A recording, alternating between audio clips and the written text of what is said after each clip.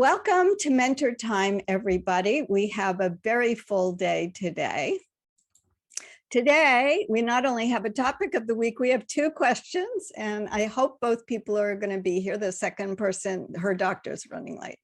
All right, let's get started. Today's topic of the week is active and intentional networking. And I will give you the bottom line up top right now. There's nothing in here you don't know. It's just a reinforcement of what it means to be out networking and also some tips for things to start considering.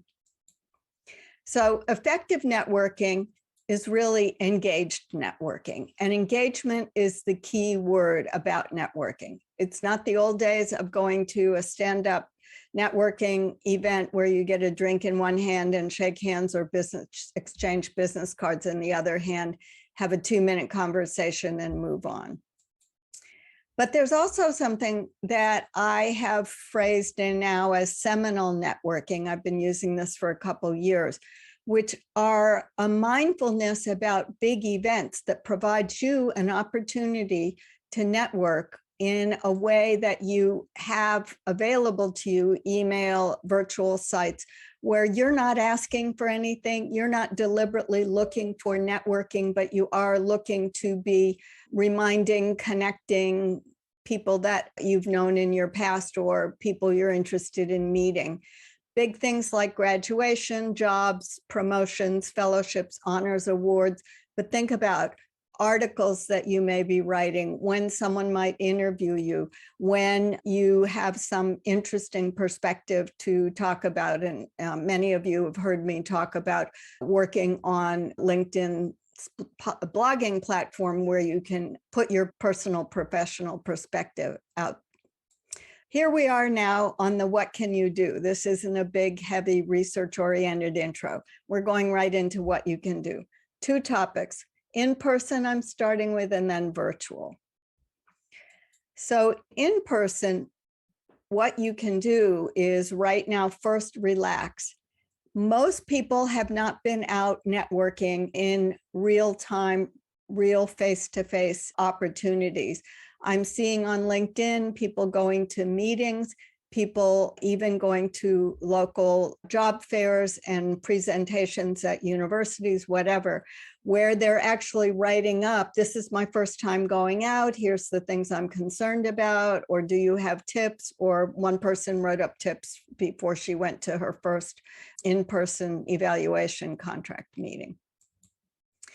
I also want you to broaden your view of networking. Again, it's engagement. So it's what you're putting out there as well as what you're asking, if you will, from the other person, the other side of the conversation. So here's an opportunity everybody has. Do an inventory. You know me, I use my assessment words. Do an inventory of everything around you, even if it's not directly in your industry. Think about organizations. I'm in the DC, Baltimore area. NIH is close. I've got a lot of businesses around me. University of Maryland is very close. There's lots in Baltimore and DC, but even further afield, women's groups, if I wanted to be in a women professional society, there's several young, new emerging professionals groups that aren't tied to one particular area, and the like. So check around on that, because when you do go in person, you have the opportunity to do things like ask a question in a seminar or even at a big group meeting.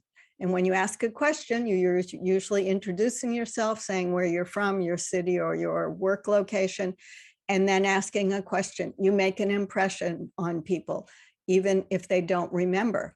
You can amplify that by talking to the speaker after the presentation. If there's time, go up to the podium or meet with the speaker in the lobby and introduce yourself if you can. Most importantly, tell the speaker what was valuable, and then say, I'd welcome connecting with you on LinkedIn, and go back and connect on LinkedIn. Or even better, John Aspirian, who I follow on LinkedIn, he's a great, full of all sorts of resources. Just 2 days ago, had this reminder, use a QR code to make your LinkedIn profile accessible He puts his on his lock screen. Someone else printed theirs, cut out theirs, and taped it on the back of their phone. Virtual opportunities. All right, you know these well now. LinkedIn's a great starting point, but LinkedIn is not the only place. I know Sue, who talks about LinkedIn, is saying LinkedIn's not the only place. Again, we know from the beginning of COVID how much started to come online. Go back and start looking, as I'm noticing some online resources are either going from monthly to every other month, for example, or not doing virtual presentations anymore. Go to local businesses, groups, colleges, and it doesn't even need to be in your area geographically. It can also be in your technical area. Attend webinars, but don't just watch them and think this is interesting or multitask.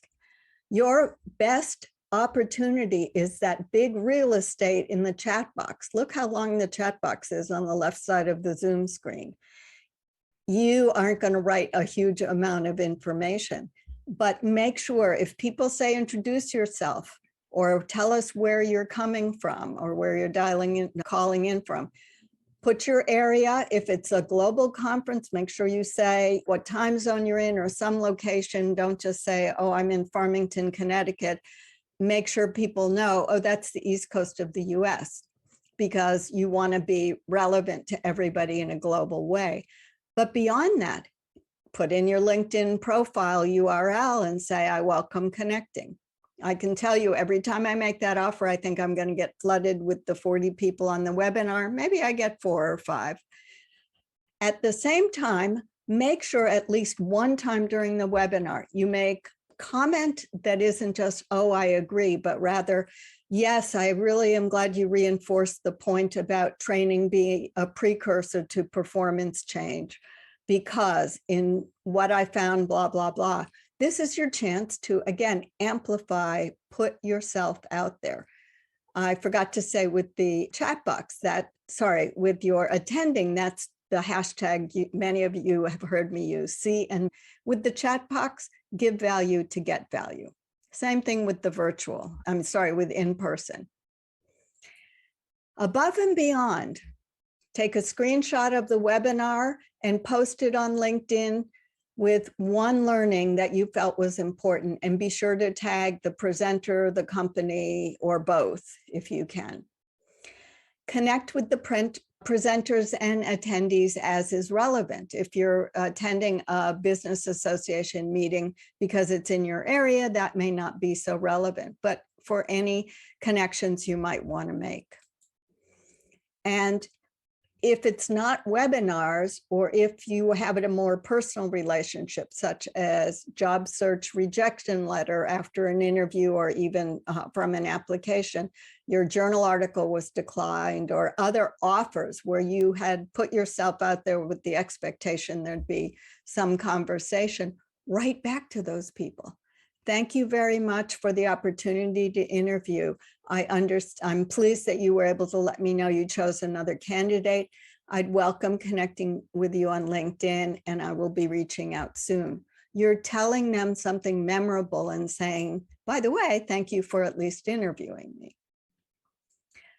I have some resources on different opportunities for networking. And as I said at the beginning, nothing that you don't already know. At the bottom left, I want to point out, because I haven't updated this to make it beyond a title that says, yay, I'm graduating.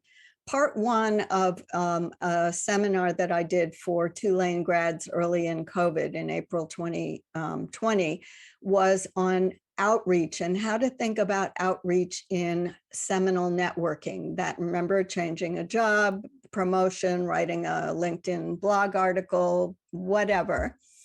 There's a whole plan. There are collateral materials at the link. At the YouTube, you'll see the webinar. And if you want the link and don't have my Sue Mentors resources document, it is on LinkedIn in my featured section. And you can also ask me to send you the specifics.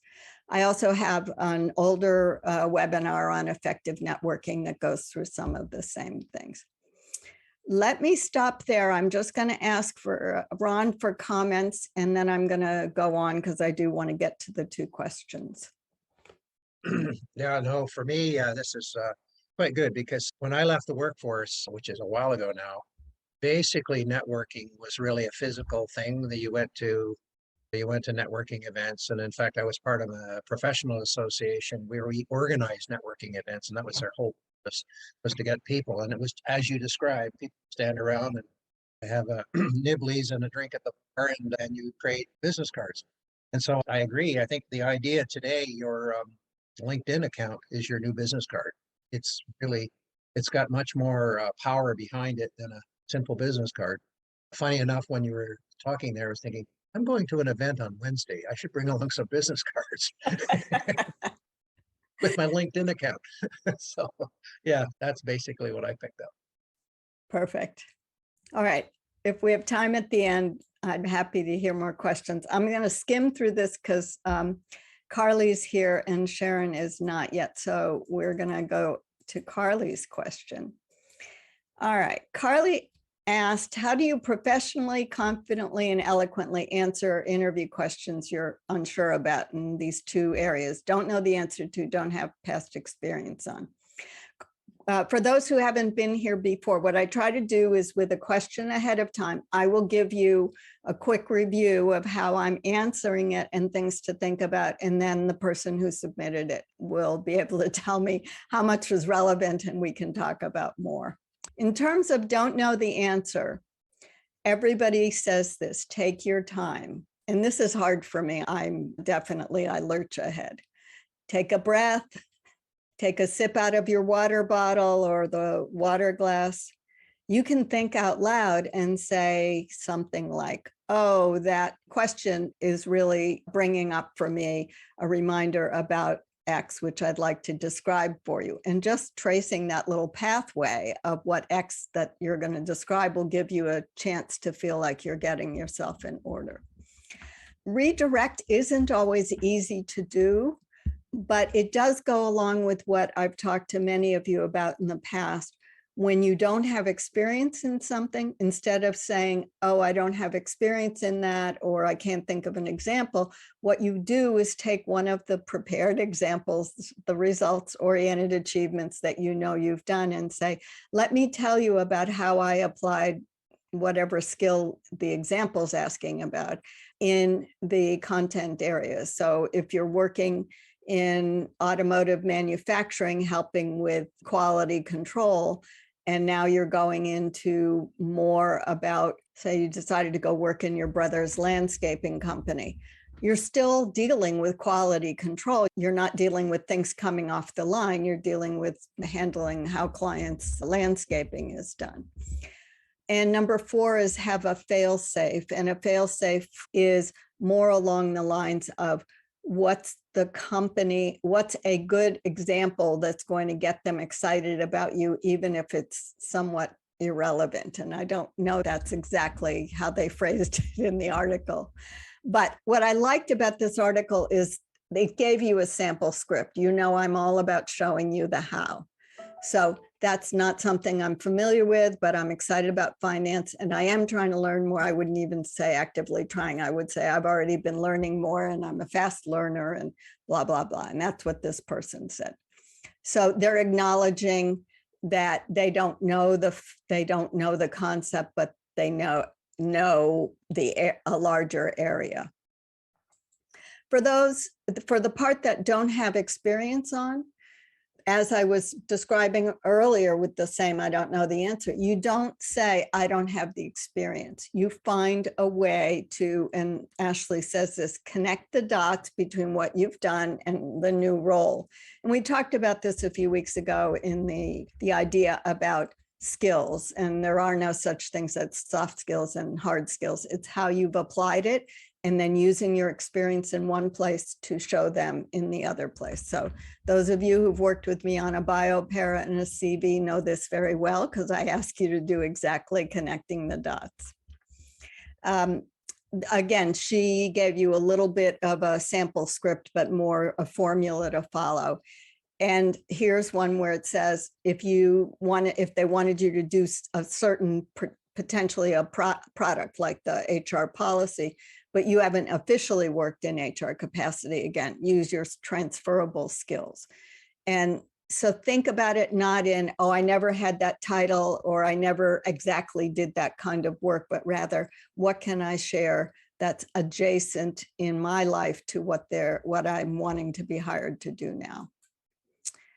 And I thought what was helpful is this set of resources from zippia.com, which are 5 different, there are tips on what to do when you don't know answers, but look in the article at all the kinds of things that they describe about what you should and shouldn't do. It looked like good resources to me. It also looks like my yellow box moved over when I changed the computer I was working on. Let me stop there, Carly. Does that help you think more about the kinds of things you were concerned about when you brought the question up? It does. It helps a lot. I was actually just going to ask if I could get these resources. I saw that the previous article was from Huffington Post. Is that correct? Mhm. Yeah. Yeah. Would it be possible? Sorry. Yeah. In fact, I before you got on, I was saying, I know I've been late in sending out the PowerPoint, so all of you can click the links for references and things. So Okay.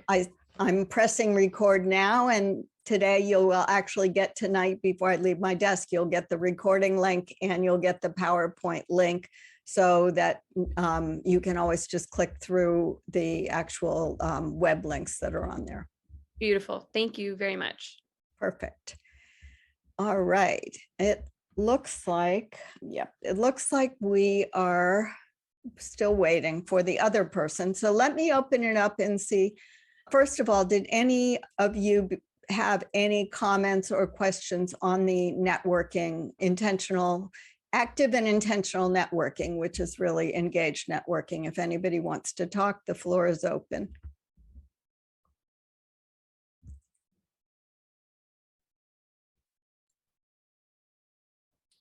Peter? Hey, Sue.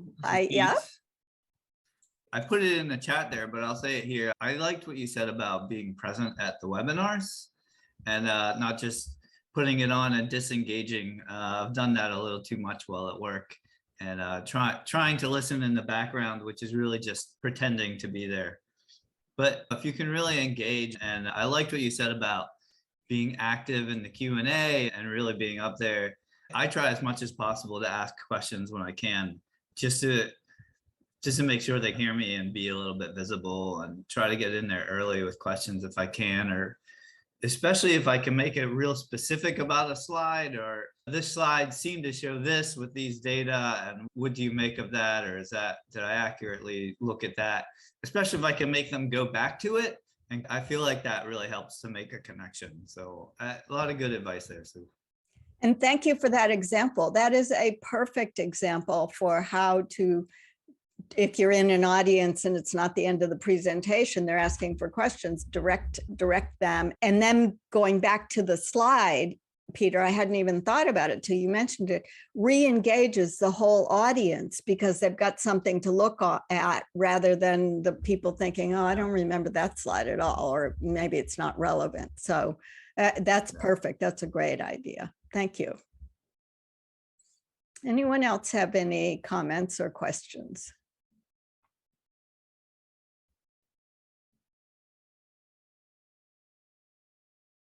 All right, let me open it up and see if anybody has questions about or comments on what I put together for Carly on the how do you answer interview questions if you don't have the experience or you don't know the answer.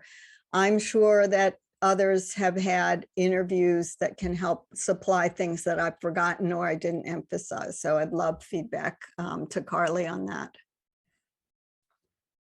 Just one comment is that there's a tendency for us to think that we have to have 100% fit for a particular job. And so it turns out that it's probably closer to 60 to 70% fit is probably good enough. It's unlikely that there's a perfect match out there for a particular job. So if we remember that, if we find ourselves in that situation, I like what you suggested, especially the idea of answering an adjacent question. I wouldn't go as far as to say that old joke is about somebody being asked a question in examination. Well, I don't know anything about that one, but here's an answer to some other question that wasn't asked. But that's too far.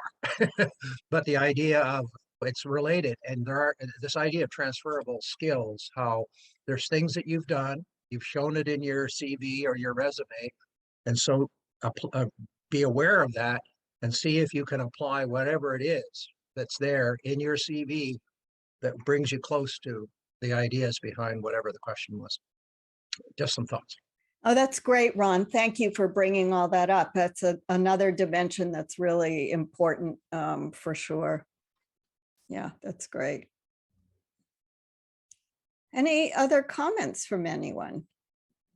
So I have a comment. I do a lot of interviews. I do. I was hoping you'd jump in. So I think the advice of take a deep breath, I've heard over and over again, it's okay to leave a little silence. And that's a really difficult thing to do. But sometimes you can do that, especially take a drink, let yourself just look off into the distance and say, okay, let me think about that for a second.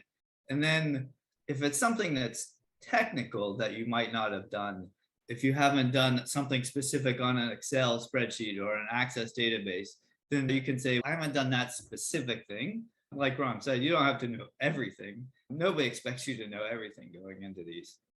And just say, I haven't done that particularly, but I have worked on this kind of database, or I have had to learn these other things in doing Excel. And so I know I could learn that just as easily, or something like that kind of gets at, I've learned, one that I use for me is that when I worked in the Ebola outbreak, before which I didn't know anything about Ebola, nobody did. And so I went in, I read everything I could about it. I took a couple of days to learn, and within a couple of weeks, I was one of the experts that other organizations was coming to. So it's okay to say, yeah, I didn't know that. I figured it out. I've done it in the past, and I'll do it here too. So that's usually what I go for when I'm not really sure what else to say. That's great. All of those are great. And I love the fact that you mentioned, yes, let me have a minute to think about that, because I'd forgotten about that. And that's a very important tactic that everybody apparently accepts well, because the interviews always give that kind of advice. Thank you for the Ebola example, which you and Stephanie were among the first ever to work in Ebola. So I can imagine it was being a quick study. But then, as you said, the subtext to all of that is, and also, let me tell you how fast a learner I am. Here's an example in real time. Now, not everybody's going to have the quick study into that, but some of the people that have been on this webinar in the past on our live mentor time worked early on, for example, in COVID, and were part of the vanguard of trying to figure out the COVID knowledge as the science and the public health emergency was rolling out.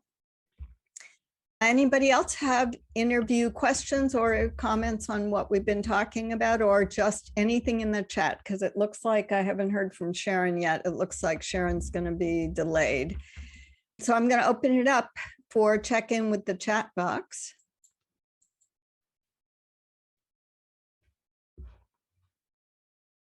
Your time.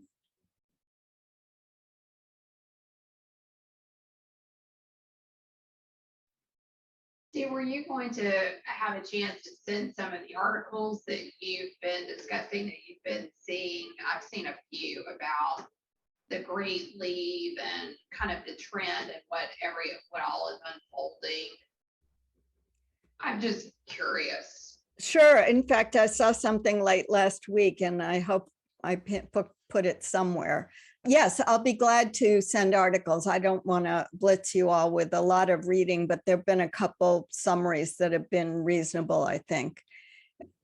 And and let me just remind everybody, I only have said this to Ron, but when I sent out the message last week saying Ron was doing a presentation, I gave the wrong date for him. It's May 16th. And I'm going to do the schedule of topics throughout May until the last time I'm here before June. So you'll see all the topics. So if you thought Ron's going to present next week, he's not. We're going to have a different topic, but he'll be presenting the week after on your personal mission statement. Don't miss that. It's very well done. He did it before for people. I'm sorry, I've missed it live actually, because he covered for me once before. And Ron, do you want that to go long? Do you think that'll be 45 minutes? Should we let people know and schedule it? I don't want to rush your time.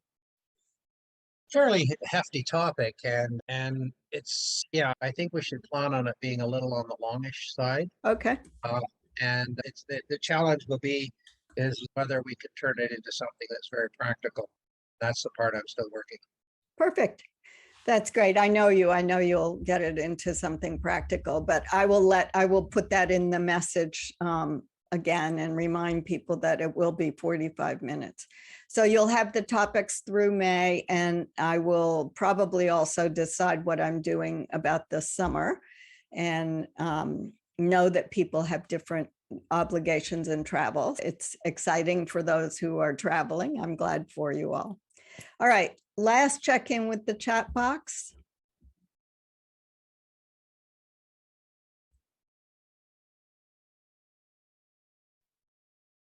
Yes, Miss Stephanie. No, just to say thank you. I appreciate your time today. Oh, you're so sweet. Thank you. I was counting my 7 seconds. Do you all know about the 7-second rule? No. It's not 7 seconds. My old boss used to be silent when he'd ask for questions, usually at the end or if no one was saying anything. And finally he said, I was taught always to count to 7. And usually by 6, if someone had a question or a comment, they would start talking then. I try always to remember to leave space. So that's what I'm doing now. I'm counting to 7 in my head. That's a good tip. I may start counting to 7. Thank you. Thanks, everybody. As I said, I'm on a new goal to get things off my plate into you by the time I leave my desk tonight in the next half hour. So as soon as the recording link comes from Zoom, I will send you the recording link and I'll send you the PowerPoint. And tonight I'm going to try to catch up on the last few meetings we've had so you get the PowerPoints for that. Because I know one of the things people tell me they value is the ability to go to the references I've found and look at them. All right, thanks very much. As always, there's image credits I want to show you for the things people let me use free of charge. And Ron and I really enjoy doing this with you and look forward to seeing you next week.